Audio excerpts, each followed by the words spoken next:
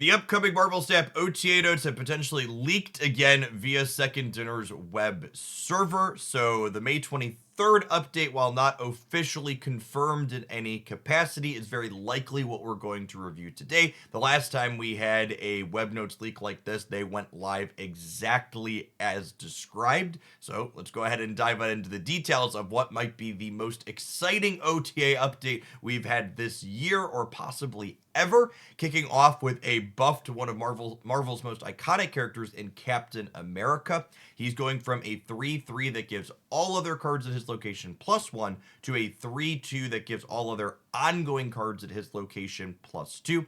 Secondary notes that they were reluctant to make a change to Captain America because while he's an iconic Marvel character, he serves as an important game piece early on, making it so players starting their Marvel Snap experience have an iconic character to play with right away, and he has to have good balance in that early game experience while also potentially being a late game player.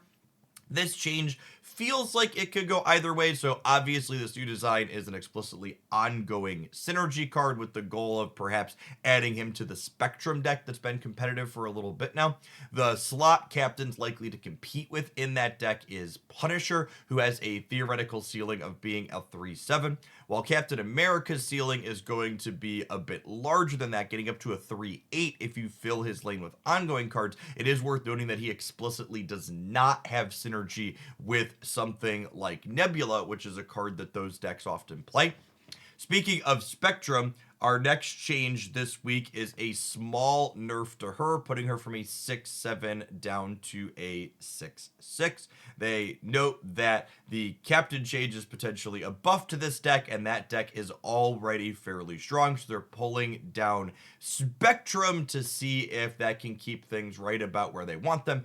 I think this change makes a lot of sense. The metrics on the Spectrum Disruptive deck have been really strong consistently. I think shaving a singular point off of Spectrum at the top makes a lot of sense. Speaking of cards of the Spectrum deck, we've got another nerf in there this week with Luke Cage going from a 3/4 down to a 3/3. Secondary notes that Cage has been one of the best cards in that top Spectrum deck. It's hampered Afflict decks a bit and made it harder for them to contend. They want a slightly weaker Luke Cage in the metagame, and opening it up to being a 3/3 lets it slot into Cerebro 3 again, which actually has been one of the top performing decks in Marvel Snap as is. This will be a solid upgrade for it. I think Luke Cage in general is a card that's quite good and been a little bit underplayed in my opinion. I don't think that's likely to change by it losing a point of power. This definitely is a huge jolt to Cerebro 3 while also pulling the Spectrum deck down a little bit more when it's been a top metagame contender. Our next buff is a spicy one this week. We have Baron Mordor going from on reveal drawing your opponent's card and setting it to 6 cost to on reveal the top card of your opponent's deck costs 6 until turn 6. So this is an interesting disruptive element. This is a very functionally different card than it was before, and I think this effect might be playable. So the first thing to note is that you're never giving your opponent an extra resource with this, which does mean he loses his express synergy with Ronin, but it's also worth noting that optimal Ronin decks have basically never played this card because it's so clunky. The big upside to this change is that you're no longer ever drawing your opponent a 6-drop and setting its cost to 6, meaning you effectively just drew them a card. I think one of the interesting bits about this design is this until turn 6 bit here, meaning that your opponent's card is no longer disrupted on the last turn of the game. What this does effectively mean, however, though, is if you hit one of those key pieces in the opponent's deck, imagine you hit like a Mr. Negative, for example, or another important card like Jean Grey that really needs to be played on curve, Baron Mordor is ensuring that that won't be possible.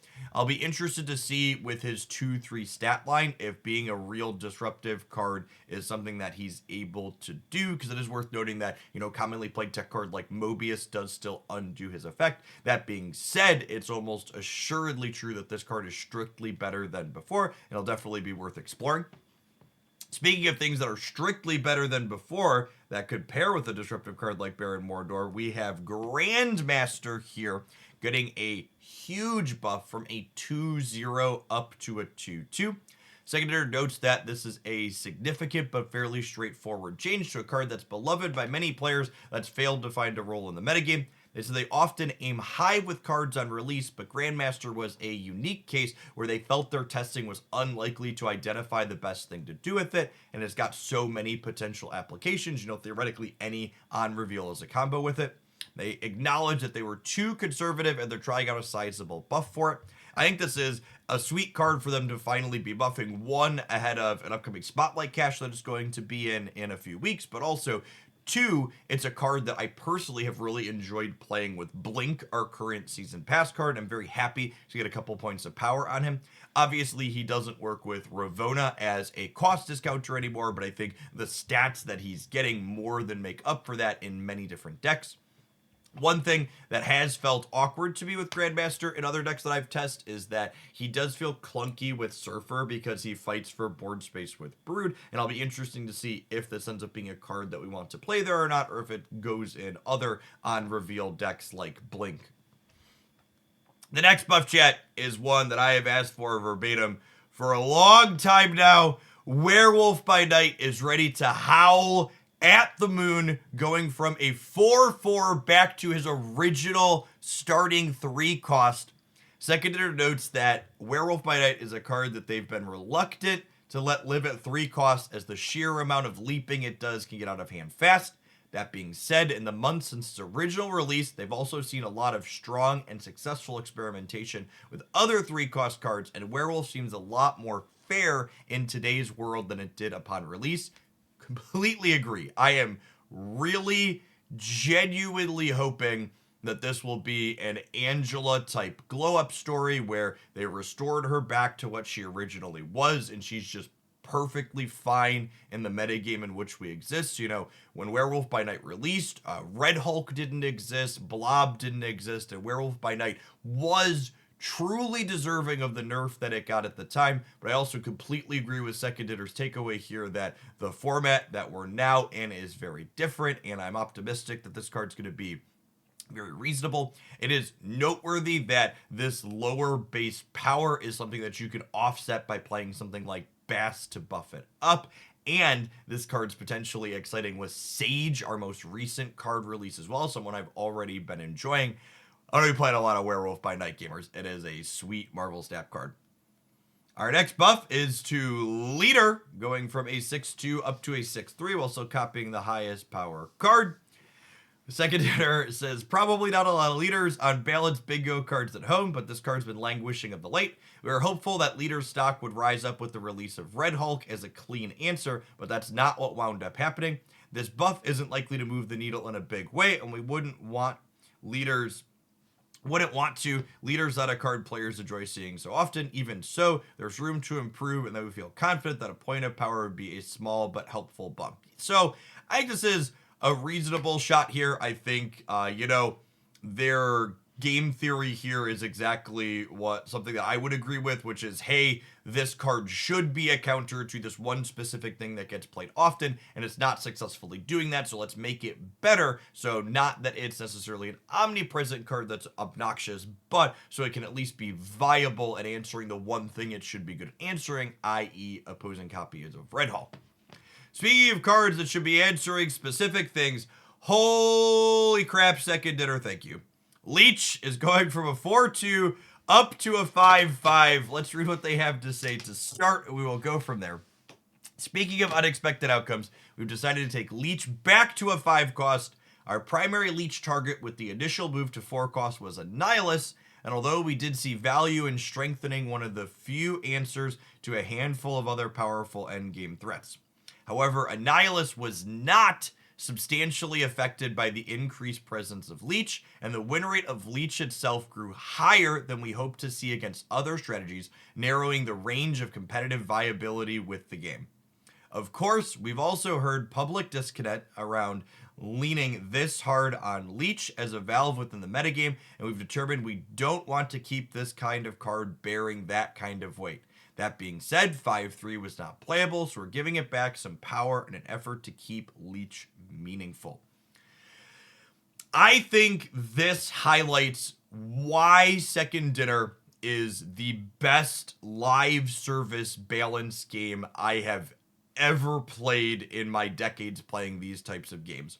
They are willing to shoot shots like this leech change, but they're also not so proud that they can't be like, you know what? We took that shot and it was a reasonable shot for us to take at the time, and this is what we were trying to accomplish. But also, boy, golly, did that shot miss, and we are reining it back in. I think experimentation is key and game design is hard, but it's important for things like this to happen where when you miss, you correct it.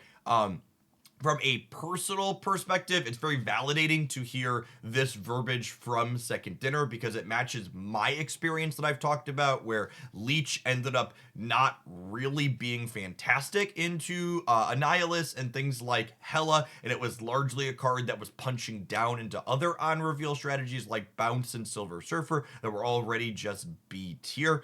I agree that 5/3 Leech was not remotely playable, and giving it a point at points of power in addition to that seems fine. I think long term, I would personally like to see a larger Leech rework, something that's not this massive hoser, but maybe something a little bit more targeted. Obviously, I don't want to get fully into that, but I think at a core, I think Leech probably in its current state exists in this realm where it's either obnoxious and overbearing like it was at 4/2 or isn't particularly playable at 5/3 or likely 5/5, and I think hopefully they give him another new text box at some point in the not too distant future.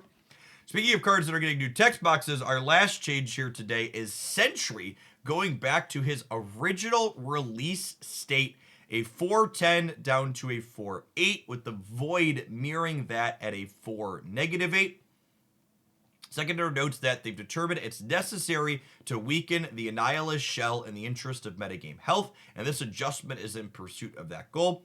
We'd hope to avoid it entirely. Sentry at 10 power is a more interesting card with stuff like Scar, and to that end, they've explored potential revisions to Annihilus instead, but weren't able to find a change they could confidently time for this OTA. They say they might revisit Sentry later if a work proves fruitful at changing Annihilus himself, but for now, we're just reducing some of the bite that the combo packs by reverting Sentry back to its original stats. I'm sure my comment sections in various places on the internet are going to be flooded with, this is actually a Sentry buff because it no longer gets hit by Shang-Chi. Gamers, Shang-Chi is at its lowest play rate and worst metagame performance that it has ever been since Marvel Snap release. So while yes, technically, actually, you've got some edge cases sitting over here in a tiny small pile, pretending like those edge cases aren't edge cases and are the average case scenario for this card is absolutely utter nonsense. This is definitely a nerf, and it's a nerf to a strategy that's very powerful. I'm glad to see Second Dinner, put Leech back and then take a chunk directly out of the thing that they were hoping to adjust, and I think this change makes a lot of sense. I also think with the addition of cards like Cull Obsidian and buffing things like Crossbones to 10 power, there's still plenty of 4 energy 10 power Scar enablers, so losing Sentry isn't the end of the world for that effect. Overall, I gotta say, I'm super happy with this set of changes. They buffed potentially one of my favorite cards in the game. He's like second only to Nico Minaru. They nerfed Leech because fuck that guy. They buffed a ton of interesting cards in Baron Mordor and Grandmaster. They gave Captain America a change, which is something people have been asking for a long time. So they tapped one of the most offensive things in the format in Leech. They gave us a bunch of new toys. They took some stats off of other competing strategies at the top, likely without making them unplayable. I'll be interested to see if these all go live exactly as detailed here. Again, they're technically subject to change between now and Thursday when they likely go up. But for people that missed it the last time these leaked, basically what happened is this URL with these patch changes went up on Second Dinner's CloudFront server in advance, just basically staged to be post, and people have been checking the CloudFront URLs in order for finding things like this. And you put the CloudFront address in and you put May-23rd-balance-updates, like the formatting from previous updates, and this popped up. So hopefully I would be very happy if this went live exactly as it is. I would love to know in the comments down below if you're happy about this changes. If you were someone who's a Leech stan who enjoyed it at 4.2, you just shouldn't let me know that. Nobody wants to come to your birthday party, especially not myself. As always, if you enjoyed my breakdown on this topic, be sure to snap that like button, and hopefully we'll see you back again real soon for some 3 energy Werewolf by Night gameplay, huh?